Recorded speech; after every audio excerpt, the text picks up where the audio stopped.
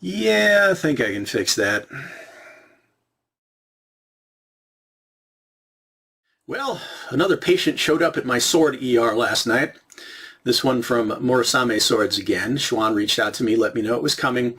He'd agreed to take a return, replace a pretty high-end piece that he made himself that was damaged by the buyer during bottle cutting. Now, he said it had edge damage, chipping, and I was really worried it would be beyond saving, but having it in front of me, yeah, it's not nearly as bad as I expected. I'm looking at probably about a little less than 1 millimeter deep edge rolls across about 3 centimeters of the monouchi. And from the spacing of the deepest gouges, it suggests it probably hit a bottle cap or a thick bottleneck just wrong. Now, a couple of interesting things about this blade. First, it is the L6 tool steel that's been coming out of Lungchuan recently. But we're not talking about the bainite in the higher end Hanwei and Howard Clark swords. So I'm really curious to see what the quality of this steel is. The other interesting thing about it you can see is that this one has the Hitatsura Hamon, the scattered Hamon pattern. It's also not something I've had in my collection before. So I'm going to go ahead and try to get those nicks out, reprofile that edge, and then I'll do a little bit of testing on it. Might wind up redamaging in the process, I'll let you know. But then we'll get into, well, basically a review of the sword and what I think of it. So, well, for you, I'll be back pretty instantly. Whoop, hang on. I should show you the original edge it came with before I start messing with it, right? And it is, yeah, just razor blade sharp.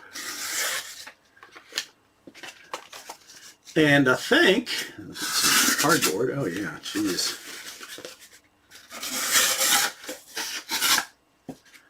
Yeah, I think that might be one of the problems with it. Looking at the edge planes, they're very, very acute and flat. Actually, even in some places they look slightly concave. So yeah, not a lot of meat at all behind that edge, and that might have been the problem. Now, reprofiling it will appleseed this edge out a little bit. That might make a difference. Again, I'm going to test it, to be continued. All right, things just got kind of weird. I haven't appleseeded it yet. I just stoned out, the jagged parts of the nicks. Kind of made that part of the edge functional again. Took it out just to do some test cutting to see if I could repeat the damage. Cut up a milk bottle, and I specifically aimed for the neck of the bottle over and over and over again, and just shaved it, no problem. And then I cut into some wood, I cut into some hard bamboo, I even stabbed the tip into some wood. Okay, no problem yet. Put the ring of the plastic lid on a block of wood, chopped into it, no problem. But I had a hard ribbed plastic bucket. It was a bucket for one of those giant cat litter, containers. And it had been sitting out in the yard for a while. I hit the monouchi into it, just banged into it several times, and lo and behold, I'm picking up, yeah, not chipping, but edge rolling. There's some deformation there.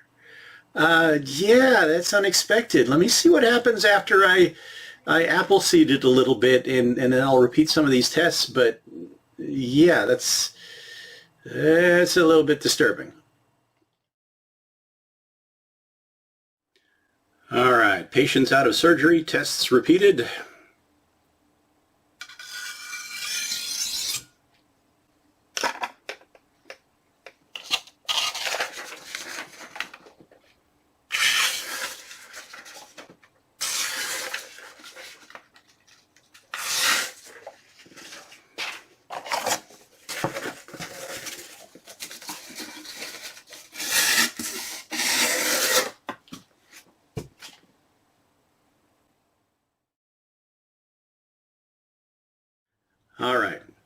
edge appears to be restored, but an interesting thing happened on the belt sander. I was trying to be really careful with it using my 1x30 sander. It's kind of like an oversized work sharp. Started with 600 grit. Very careful, trying to keep a really acute edge, but not risk marring this pretty surface. Took about 7, 8, 9 passes, took all of those rolls out. And I just went ahead and did the entire edge to make it even. Was doing so well, I went ahead and moved up to 1000 grit, and after about half a dozen passes, suddenly an almost perfect 1 millimeter wide strip of steel just rolled off the edge like a piece of foil. Just rolled right over. Sheared that off, used that 1000 grit belt to polish it up, took it back out, did the same kind of abuse to it. Wood, hard bamboo, and yes, banged it into that bucket of death that damaged it the first time. 0 damage. So I think the problem was it was just way too fine an edge, too thin from the factory. Now I have talked to Shewan about this, and he was a little upset because he put a lot of work into this sword himself. But one of the things he said that was interesting that you might want to keep in mind when we're talking about reproduction Japanese-style swords is he said on higher-end blades, they specifically go for very flat edge planes with very keen edges. So very little meat. And I was talking about how meat makes a stronger edge. And he said that the more convex edge planes tend to be seen on, well, what they consider their lower quality products. So, might be something to look out for. And lo and behold, I did compare some of my cheaper blades out of Longchuan to some of my nicer blades out of Longchuan, and yeah, that is actually a very consistent finding. All right. I do intend to do further testing of this sword because I am curious both about the performance of the L6 and that Hitatsura Hamon. There are concerns that that might make, while a stronger surface to be damage resistant, there might be some flaws in it that make it more fragile. Don't know. I don't expect the blade to fail any further within reasonable use, but to be continued. Just wanted to go ahead and give the blade a review as is. Now, this is a custom build, so there's a lot of features on here that were specifically selected by the buyer, and apparently it was purchased as part of a daisho pair. So I don't know what the wakizashi looked like. But let's go ahead and start with the saya. It's a nicely done piano lacquered piece with some nice taper. It's not just a perfect oval, it's actually tapered towards the edge side. Horn fixtures, yes. I'm not terribly crazy about the color scheme of the sageo, but it's a nice, thick, beefy sageo. And yes, you've got this ray skin inlay here at the mouth, which could potentially make that end of the saya stronger, but it's just very pretty to look at. Now, no obvious seams and fit. Very, very little rattle heel here. Okay, at the end, lockup at the koiguchi is really, really tight. It's actually, even after working with it for about a week now, there's still nearly 1 millimeter of space in there that I don't want to force. So that's giving me a good amount of retention and lockup and release. And yeah, it's got a nice smooth draw. All right, let's talk about the sword itself. Let me start by giving you the stats on this beast of a blade. And I'm going to be looking down at my notes so I can give you the metric as well as the imperial. Blade length measured from the hibaki, 28 inches, about 71 centimeters. Suka length, 10 1/4, so a little bit on the shorter side for an uchi-katana, 26 centimeters. Blade width, a pretty standard 1 1/4, about 3 centimeters. Distal taper, absolutely. 5/16, about 8 millimeters down here at the hibaki, tapers down to 1/8 of an inch, 3 millimeters at the kasaki. Now, weight. It's a bit beefy. 2 pounds, 8 ounces. not necessarily excessively so, 1,247 grams. Point of balance, a bit further forward than my normal comfort zone, measured from the hibaki, 4.5 inches, 11 centimeters. Now, the tip score, refer back to some of those videos where I've talked about that before, that gives me a sense of how a sword might feel and move in my hands. My sweet spot for this style of sword is a score of 8. Anything a little bit over that, within half a point to a point, tends to mean it's a heavier cutting blade, whereas anything up half a point to a point less than an 8 tends to imply a quicker handling blade, something you might like if you're doing repetitive kata, iaido, something like that, or an arthritic old man like me. Tip score on this monster, 8.8. So yeah, definitely more on the heavy, choppy side. But we'll talk about how it handles. Let's talk about build quality. Okay, now remember, this is a custom build. And if you go to Shewan's Amazon Murasame sword page, there's a menu where you can select a lot of different features, fixtures, saya. This particular build, leather ito in a katate make pattern. It's nice and tight, feels actually pretty good in the hand. Diamonds are nicely even. Knots are well done. The minuki that are just kind of inserted between, two laces on either side, they're in there nice and snug. Same underneath has a couple of larger nodes, but they're not like oriented into like emperor node patterns or anything. Seem to be just panels. The Fuchi and the Kashira, black and brass, with those swirly mitsudomes that Matthew Jensen appreciates so much. Now, my personal choice would not be to have this extra gold and silver highlighting. I would prefer just the natural patina of the brass, but that's just me. Fit, okay, I admit there was a slight overlap with the Fuchi and the Kashira with the Ito, and I think some of that's the challenges of working with the leather versus the silk or the cotton. But for me, while I was working on the rest of the blade, I just went ahead and cleaned it up a little bit. We're talking about significantly less than 1 millimeter of overlap, and that is a pretty wide Fuchi, which gives it a nice symmetry with the saya. Everything is nice and tight. The minuki, by the way, are little silver tigers that are kind of curled up like kittens. You can see them better when you look at the unwrapped versions on the menu. Full tang double pinned. Nakago, post some pictures, has some nice file marks on it with a section of slop, some tool marks where it looks like, got mangled a little bit in final fitting, but that's absolutely forgivable for a piece that you're rarely going to see in order to get really good fit with the rest of the sword. So I can see how that happened. It is signed by Shewan, Li Shun. His signature's on here. Awesome. Everything has stayed nice and tight through those abusive impacts so far. Copper seppa. Now we need to talk a little bit about the Tsuba. It does come with the swirly mitsudome set, by the way, on the menu. But okay, on one side, I have to flip this around and hold it this way.